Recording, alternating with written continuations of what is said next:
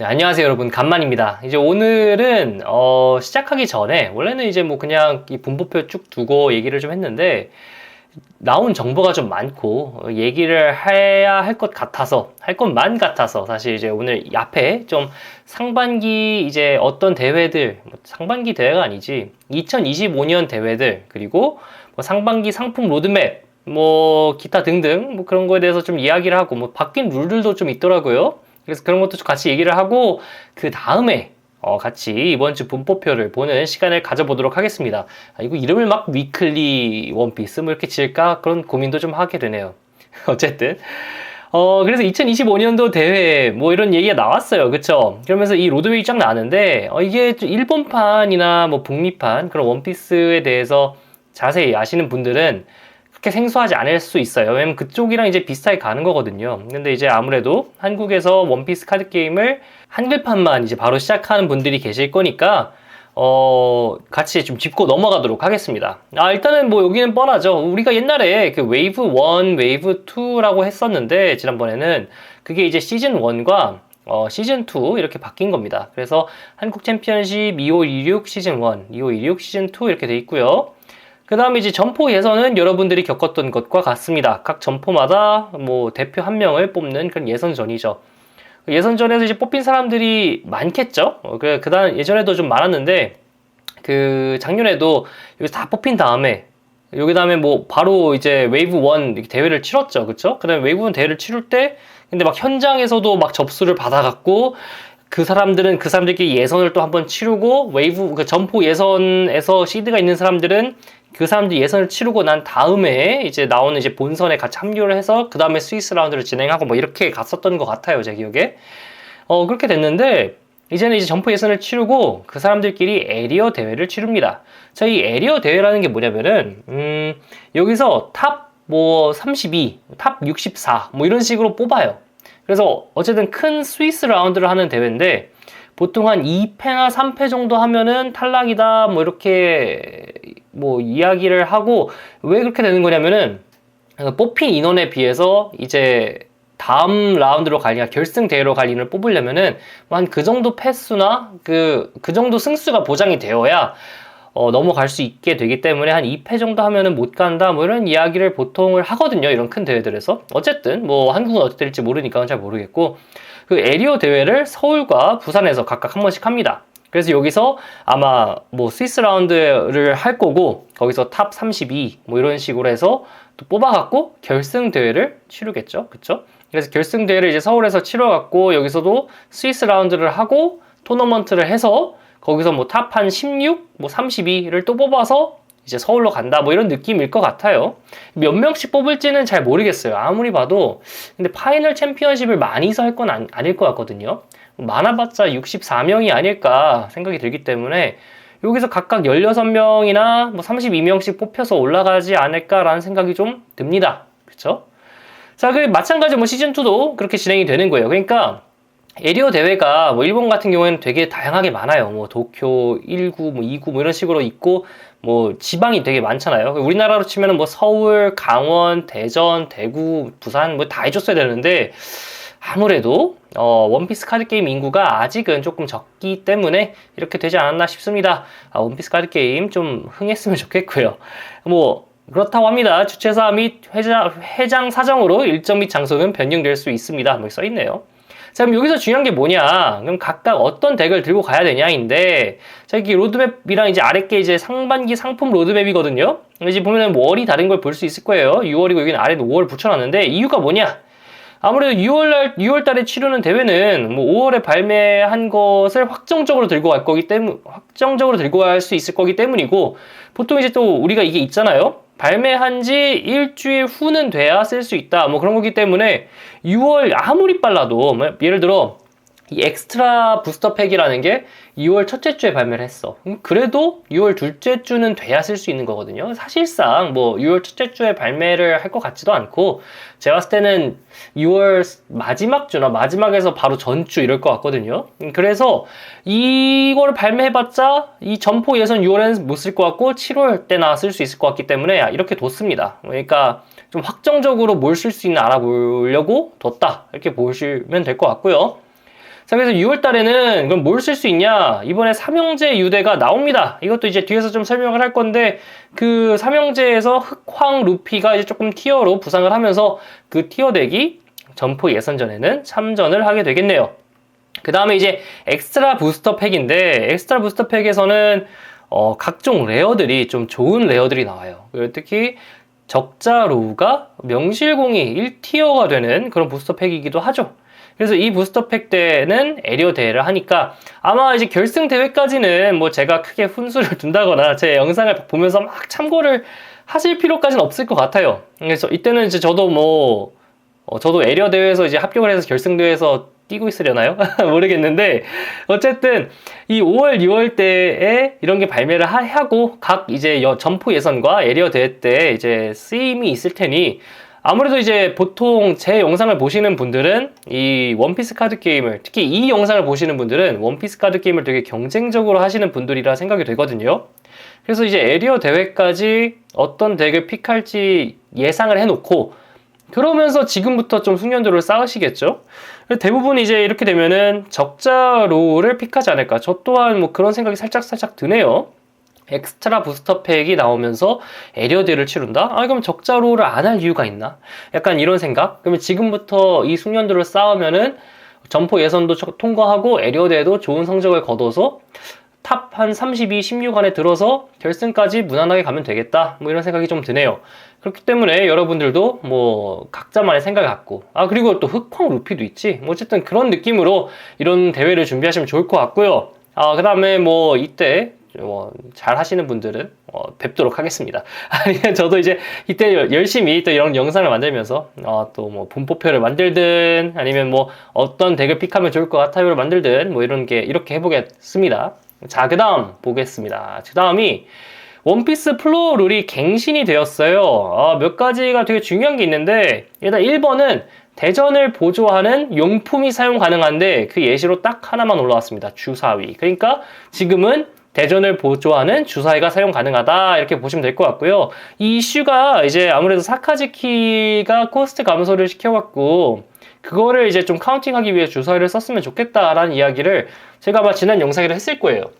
근데 이제 그거를 주사위를 풀어준 거고요. 그리고 적자 로우가 이번에 나왔잖아요. 적자 로우도 이제 상대방의 뭐 캐릭터들을 DP 깎을 한단 말이에요. 뭐 고든이 깎던, 뭐 레이즈맥스가 깎던, 이렇게 3000씩 깎아갖고 이제 하기 때문에 그걸 갖다가 이제 표기를 하거나 그러기 위해서 주사위를 많이 사용을 할 것 같아서 주사위를 사용하는 거를 허용하게 했고요.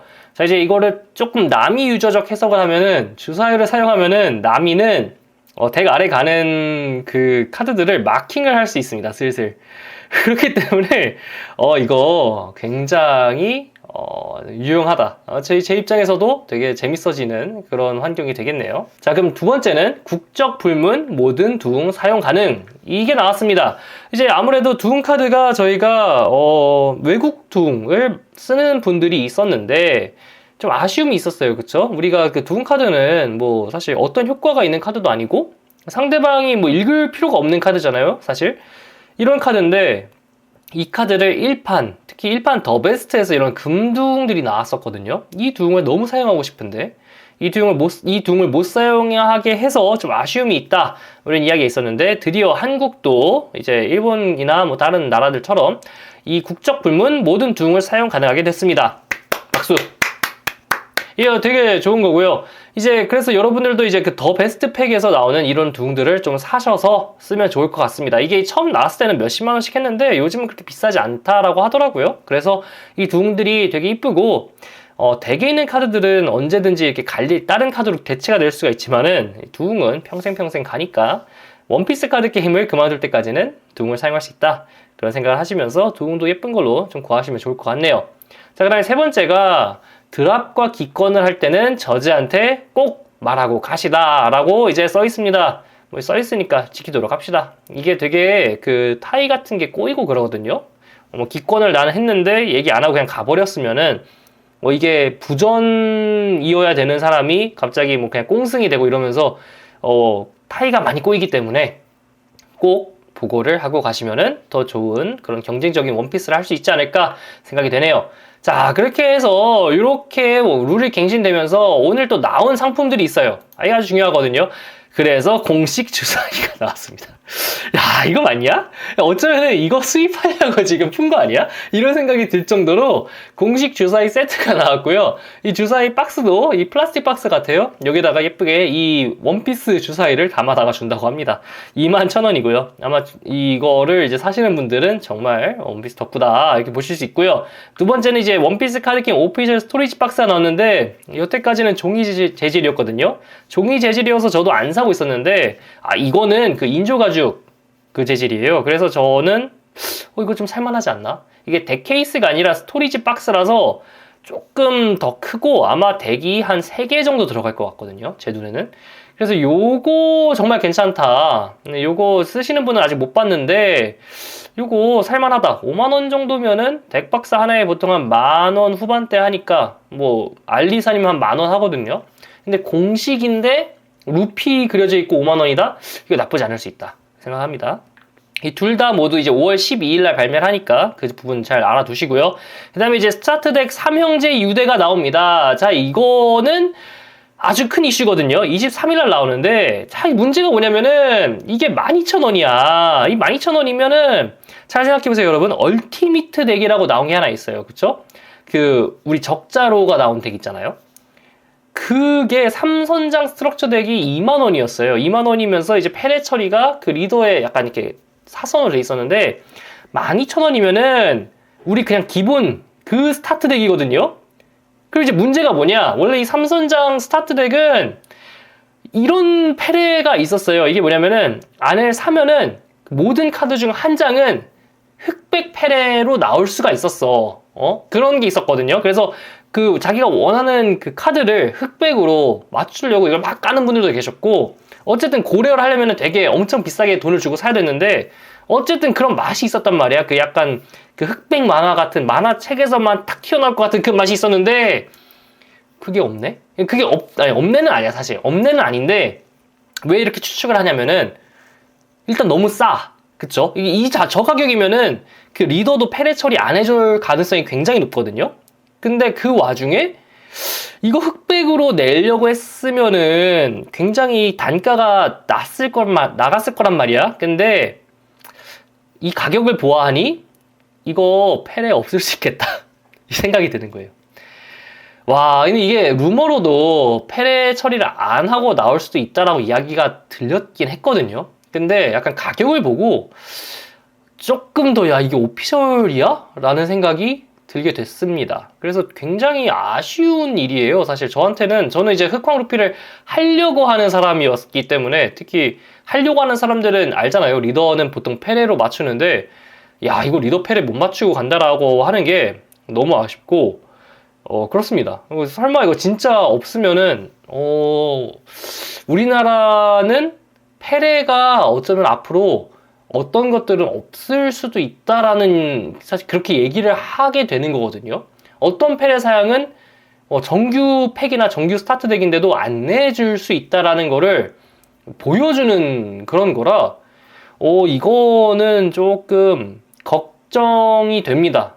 제가 원피스 카드 게임을 이제 카드 게임 유저로서도 많이 즐기지만, 어쨌든 컬렉팅 하는 입장에서도 즐기고 있는 부분이 있기 때문에, 이렇게 되면은 조금 매력이, 이러진 않았으면 좋겠는데, 설마, 진짜 흑백 없어? 아쉬울 수 있을 것 같아요. 어쨌든, 나온다고 합니다.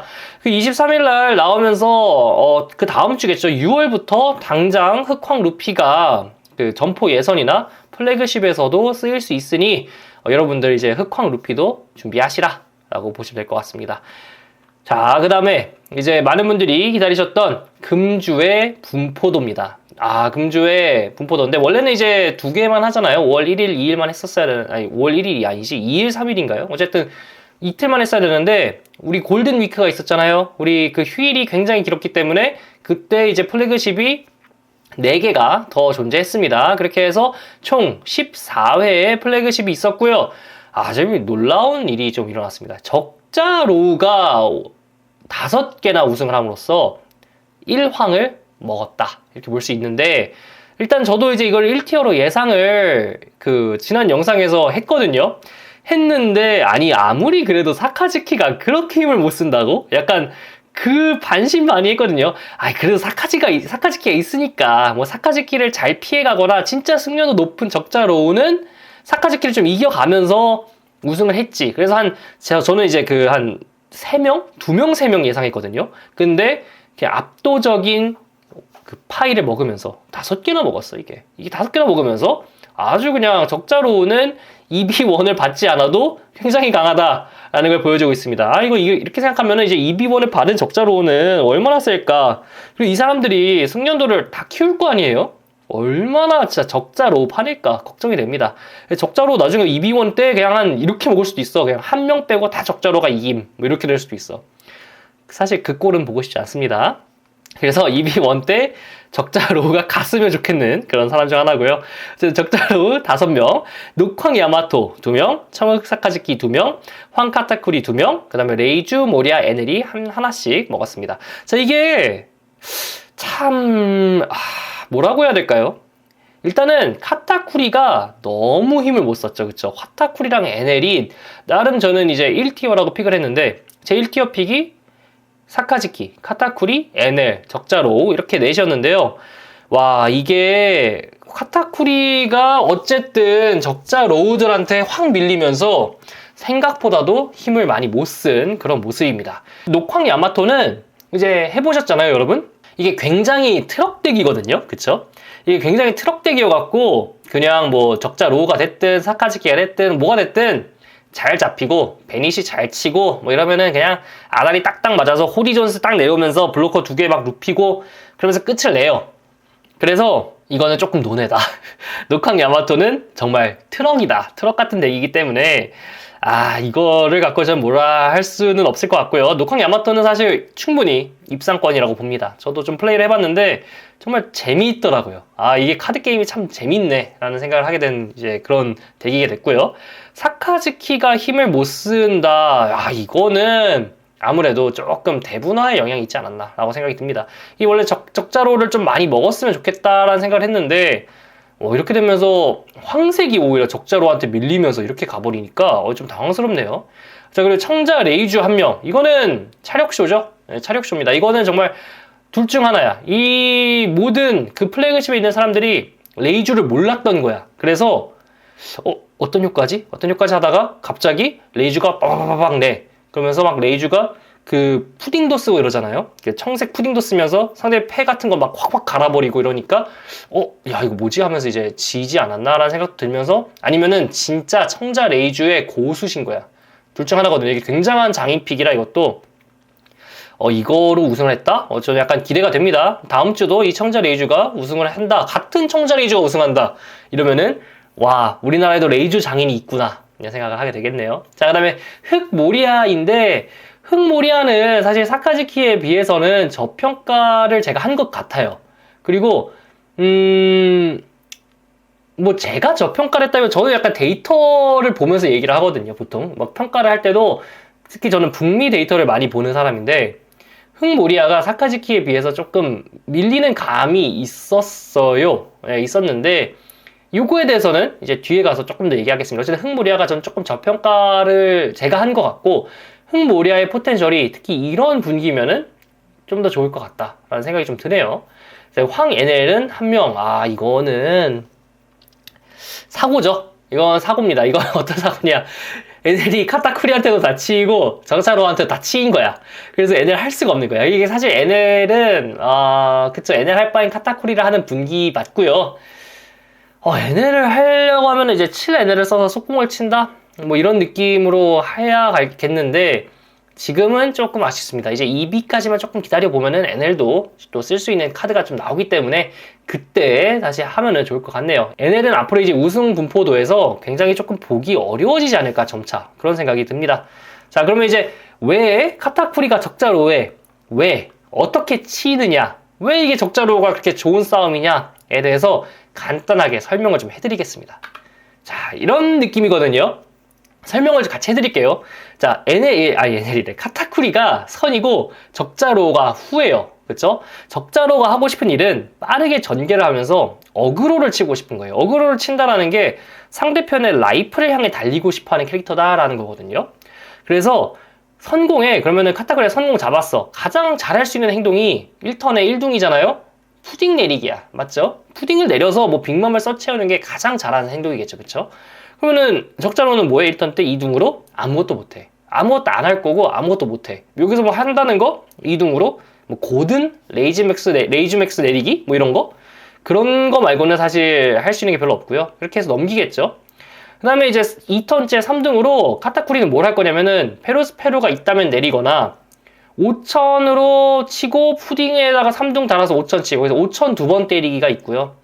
세 번째는 3둥을 다 여기다가 달아갖고 9천으로 치는 거지. 9천으로 치면서 내 라이프 맨 위에 한번 확인하고, 그런 행동 중에 하나를 할 텐데 사실 그거예요. 그러면서 이제 라이프가 뭐 하나가 줄든 두 개가 줄든 안 줄든 하겠죠. 이쪽 입장에서는. 이렇게 해서 뭐 예를 들어 그냥 개체를 냈다고 쳐봐요. 이것도 꽤 굉장히 센 무브니까 5천으로 한 대 때리고 페로스페를 내렸어. 그러면서 5천으로 해서 이 로우 입장에서는 펠 한 장 받았다. 뭐 이렇게 생각을 하죠. 그렇게 되면 이제 두 번째 턴에 로우는 보통 뭐 하느냐, 패가 말리지 않았다고 가정하면은, 자 그러면 4둥으로 시작을 해요. 그럼 뭘 하냐면은 4둥으로 이런 걸 등장을 시킬 거야. 이제 여기는 아인이거든요. 아인은 등장 시 둥을 레스트로 하나 추가를 하죠. 그렇게 해서 둥을 하나 레스트로 추가해서 5둥이 됩니다. 총. 리더 능력을 활용을 할 거예요. 그래서 3둥을 갖다가 둥대가로 돌리면서 패에 있는 카드 하나를 등장을 시키고, 뭐 상대 거에 3천 이하를 하나를 내릴 건데, 뭐 내릴 게 없을 가능성이 있어. 이게 푸딩이면 내리겠죠. 근데 페로스페로면은 뭐 이 타이밍에는 못 내리게 되는 거죠. 1턴째 뭐 고든 내렸으면 고든 내리고 페로스페로까지 딱 치울 수 있는데, 뭐 그게 아닌 이상 그건 안 되니까 이제 리더 능력으로 2둥 해갖고 배포를 내립니다. 배포가 등장했을 때 등장 시 또 둥을 추가해. 그러니까 이게 배포가 아니어도 돼. 그냥 등장 시 둥을 추가하는 4코짜리의 자색 무엇인가 하면 되는 거예요. 이 모든 게. 그러면서 개체가 2개가 되면서 3둥으로 그냥 그대로 턴을 넘길 수 있습니다. 자, 여기서 중요한 게 뭐냐면은 고든이 없으면 이게 안 되네요 할 수 있잖아요. 고든이 뭐 요때 나왔으면 되긴 하겠지. 뭐 그거는 근데 뭐 제쳐놓고, 중요한 거는 여기는 갑자기 2턴째 4코짜리, 그러니까 4코짜리가 무슨 의미냐면은 이 5천이잖아요. 리더에 닿는 캐릭터가 필드에 2개가 생긴 거야. 그래서 다음 턴에 이걸 그냥 그대로 받으면은 갑자기 타수가 하나, 둘, 셋이 되는 거거든. 그래서 이번 턴은 그냥 한 타 치고 말겠지. 근데 다음 턴 타수가 이렇게 늘어나. 이게 어그로가 굉장히 이런 황색같이 좀 10둥을 보고 싶어 하는 덱이잖아요. 10둥을 2번 보면서 빅맘 2번 내리면 난 이겨라고 하는 덱한테 굉장히 피곤해집니다. 그래서 요렇게 계속 치면서 나아갈 거예요. 자, 그러면 또 다음 턴을 봅시다. 다음 턴에 둘 중 하나를 할 거죠. 또 3턴째는 5둥이니까 뭐 페로스페로를 내린다거나, 페로스페로 내리면 뭐 2둥 달고 또 얘 또 치고 8천 치고, 아니면은 게다츠를 내리거나 뭐 이런 거 하겠죠. 자, 여기서 문제가 뭐냐면은 게다츠를 내려서 이런 4코짜리를 치우고 싶잖아요. 그러면은 2턴까지는 상대편의 라이프를 칠 수가 없어. 왜냐? 다 4코거든. 그쵸? 여기서 이제 뭐 적자로가 3코짜리를 내렸으면은 뭐 둘 중 하나겠죠. 어쩔 수 없이 내렸거나 뭐 약간 이 게다츠를 좀 얕봤거나 둘 중 하나 할 텐데, 그렇지 않았을 이상 보통 이제 4코짜리 내려와 오거든요. 그러면 이제 게다츠를 내려도 안 맞아. 그러면은 카타쿠리 입장에서는 2턴까지 상대편을 칠 수가 없는 거야.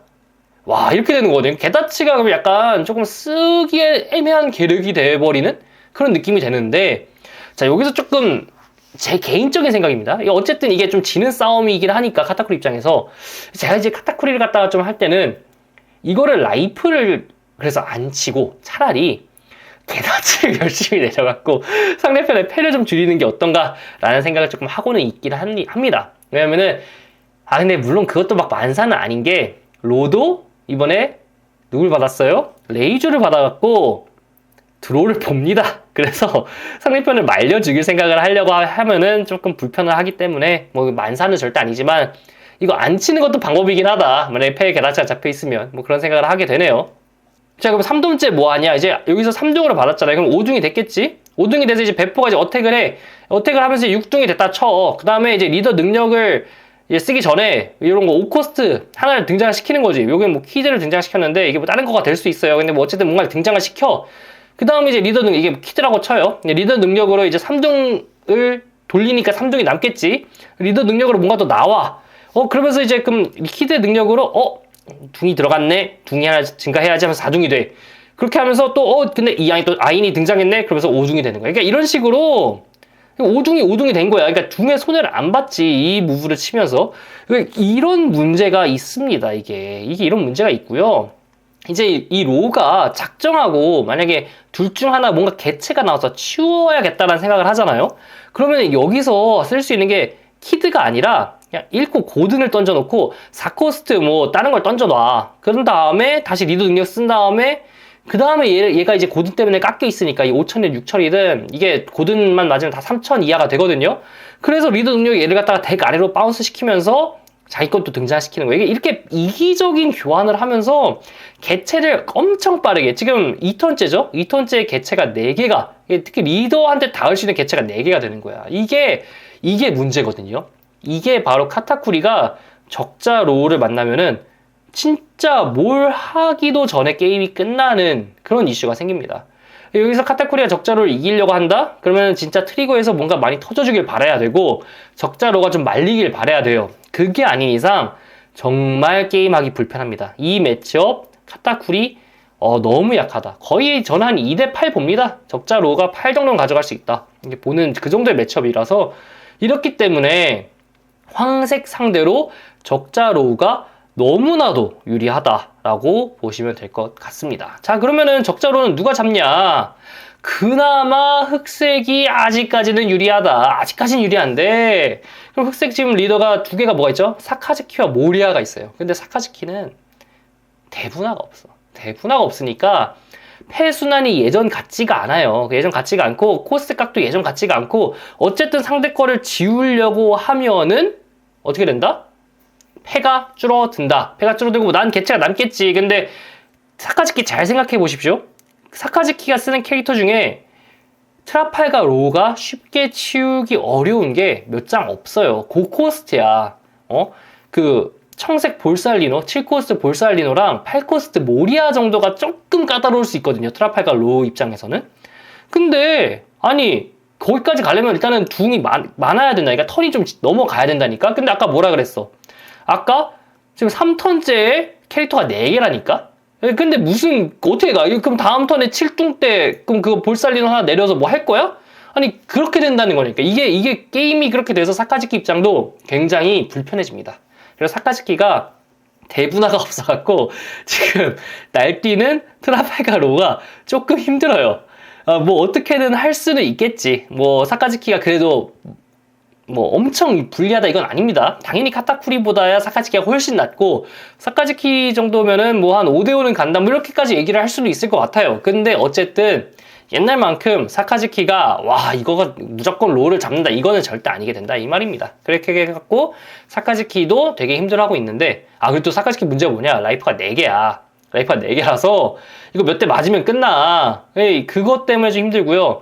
그래서 게코 모리아가 조금 낫지 않나 이런 생각을 하고 있습니다. 라이프가 5거든. 그 한 턴, 한 타수 그거 하나 차이 때문에 어쨌든 게코 모리아는 모리아를 전개를 하면서 한 번 버틸 수 있는 그 턴이 한 번이 생기거든요. 그 한 턴 때문에 말리지만 않는다고 하면은 모리아는 비벼볼 수 있지 않을까? 뭐 그런 생각을 합니다.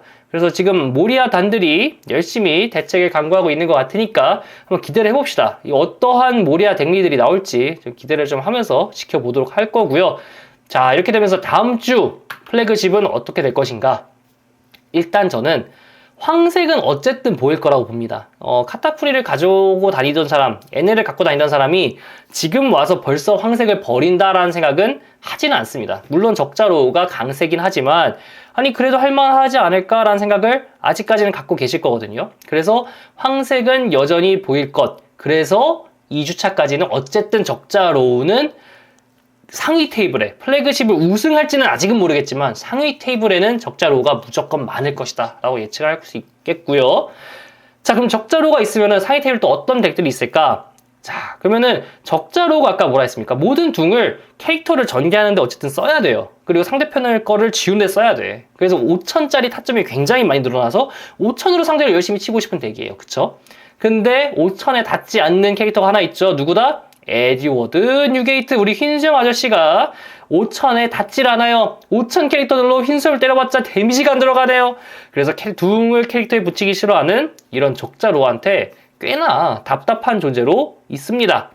그래서 에드워드 뉴게이트가 이렇게 딱 버티고 있기 때문에 어쩌면 뉴게이트를 갖고 오신 분들이 적자로우를 다 잡으면서 우승을 할 수도 있겠다, 그런 생각이 듭니다. 자, 그리고 마지막으로 아까 말씀드렸던 그런 천재 모리아 덱리가 나오지 않을까. 그래서 모리아가 또 어떻게 보면은 적자로도 잘 잡고, 뭐 뉴게이트의 그런 캐릭터들도 잘 어떻게 없애고, 블로커도 어떻게 모리아가 잘 세워갖고 또 이렇게 또 잘 잡아서 모리아가 이긴다. 뭐 이 셋 중 하나가 아닐까 저는 생각이 듭니다. 그래서 이번 플레이그십에 좀 좋은 성적을 내고 싶으면은 내가 엄청난 장인이 아닌 이상 요 세 개의 리더 중 하나를 해보지 않을까, 뭐 이런 생각이 듭니다. 이렇게 해서 오늘 영상을 마칠 거고요. 오늘은 좀 약간 다양한 걸 좀 다뤄봤어요. 그래서 이렇게까지 뭐 새로운 정보가 나오면은 앞으로도 앞에서 좀 이렇게 설명을 해드리고 넘어가는 거 재밌네요. 오늘 좀 해보니까. 그래서 오늘 영상 여기까지 봐주셔서 감사하고요. 항상 시청 감사하고 다음 주에 또 이렇게 분포표랑 뭐 정보들로 찾아뵙도록 하겠습니다. 네, 감사합니다. 오늘 영상 여기서 끝!